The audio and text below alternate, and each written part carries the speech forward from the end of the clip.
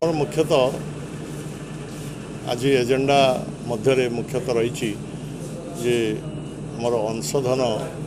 उपरे जो dividend declare होची से विषय आम आमर बाइल कौच 12% अप टू 12% एवं रिजर्व बैंक कौच आपण अप टू 20% नहीं पारे। तेणु आम जो अंशधर उपरे से जो डिविडेंड पाँच विभिन्न सोसाइटी अंशीदार बंधुगण सेटा को आम 20% करने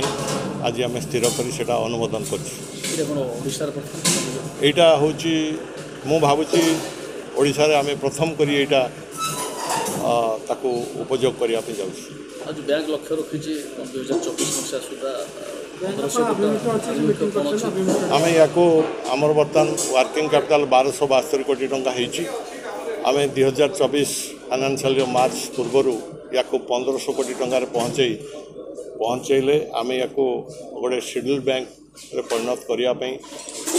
आम योग्यता हासिल करूँ। चाषी मैंने निश्चित भाव में आमर चाषी मान राज्य सरकार तरफ प्री पोजिशनिंग फर्टिलाइजर एवं बिहन ये सब दिहूँ सुलभ मूल्य माननीय मुख्यमंत्री ताको 50,000 लक्ष टंका पर्यंत बिना सुधरे एवं लक्ष टंकार 3 लाख टंका पर्यंत 2% सुधरे ऋण देवाई आमको निर्देश होती से अनुसार आम चाषी मान ऋण दौचु। या छड़ा स्वयं सहायक गोष्ठी महिला गोष्ठी को 5 लाख टंका पर्यंत बिना सुधरे ऋण देवाई एवं स्वयं सहायक गोष्ठीर जो MBK CRP से